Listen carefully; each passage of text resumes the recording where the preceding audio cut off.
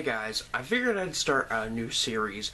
I've been a bit busy lately, although that might not be very obvious by the fact that I've been uploading quite a bit recently, but I've been busy. I'm looking for a job as well as working on trying to fund a film. So I figured I'd start a new series that I guess could kind of replace my regular reviews. If I'm busy, I could just do like one of these a week or one every 2 weeks or something like that. But it is basically the flick of the week, where I pick a random movie that I've watched recently that I would suggest you guys check out. So for the first flick of the week, we have Patrick Brice's feature-length film debut, Creep, from 2014. Creep is a horror comedy from last year, and it is one of the many gems from last year, much like Wolf Cop, Starry Eyes, The Babadook, The Taking of Deborah Logan, Tusk. There were and what was the other one? Spring. I mean, there were quite a few gems to come out last year, and this is definitely one of them. This one is very lesser known than the rest of those, and this one, from what I've seen from reviews, it's a very mixed bag. Although critics have liked the film, and I thought I'd give my opinion on it, and basically, and obviously since this is a recommendation series, I'm going to recommend the film.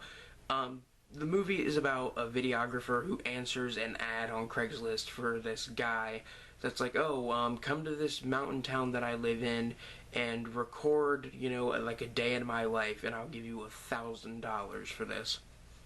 And basically our main character, Aaron, who is played by the director, meets this guy, Joseph. And Joseph is a very interesting character. He's like, at first he seems like a normal guy, and it's kind of like I want to compare it to Psycho, maybe. How his character kind of changes throughout the film.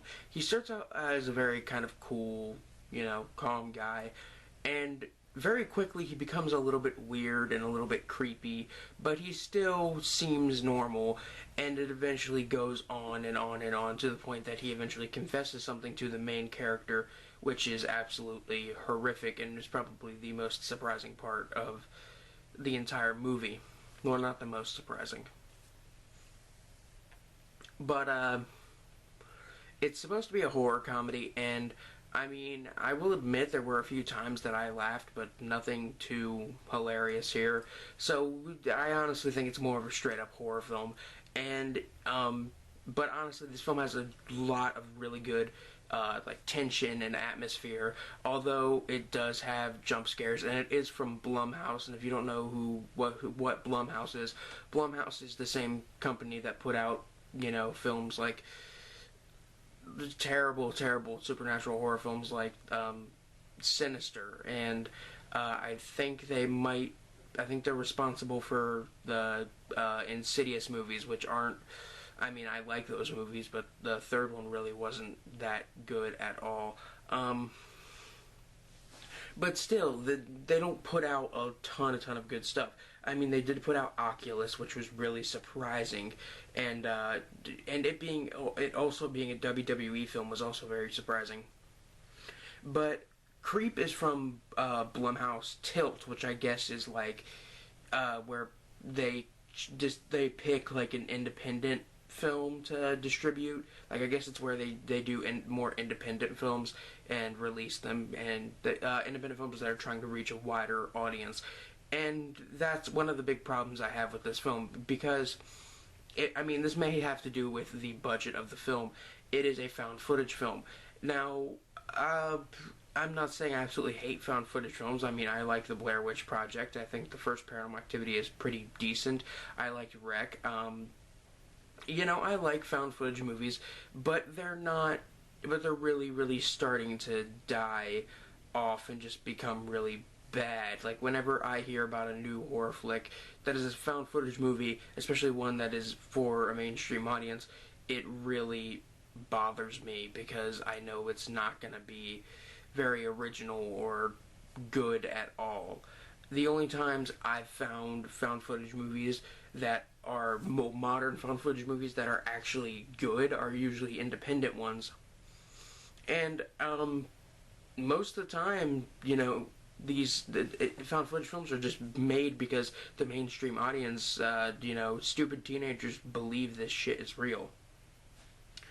Um, so yeah, I mean, if it wasn't for the fact that this movie is found footage, it might get a higher rating for me.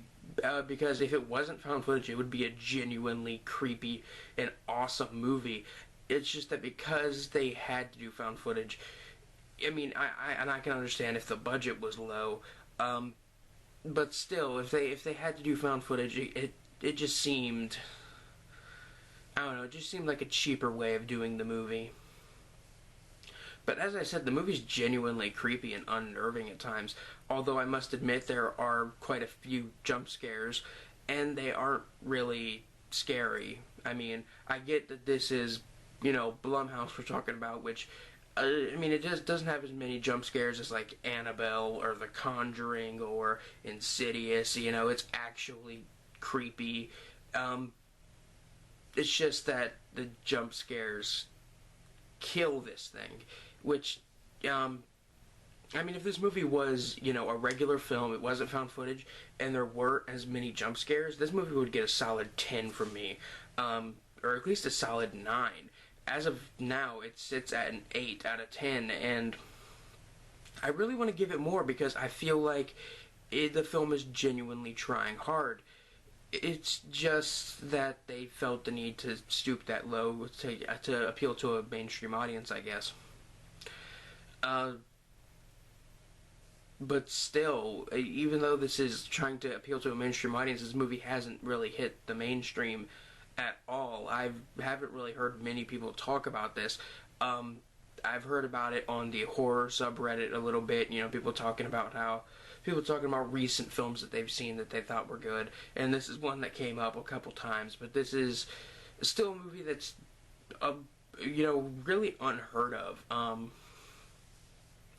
And I would highly recommend you guys check it out. It's on Netflix currently. It is also on Google, the Google Play Movies, which is, I think it's on there for like $2 or $3, which really isn't that bad. I would have paid $3 to watch this. I was gonna watch it on there, and then I saw that it was on Netflix this morning, and I was like, you know what, I'm gonna watch that. So basically, that's the flick of the week. The flick of the week is Creep. It's genuinely unnerving, although a little disappointing at times, and I still feel like even though it is an independent film and it's even though it's an independent film, I still think that this could very well appeal to a mainstream audience if people would care and actually, get it. If Blumhouse actually cared and released the film, I feel like it could have made a lot of money, and that sucks on their end, both on their end and the director's end, because neither of which happened, at least as far as I know. I know this played at a lot of film festivals. So, yeah. I'll see you guys next time for the next flick of the week. Next time I'm gonna try and find something that I haven't really talked about, or something really weird that I might have seen before, maybe, or I might not have talked about before. So, yeah, that's just this.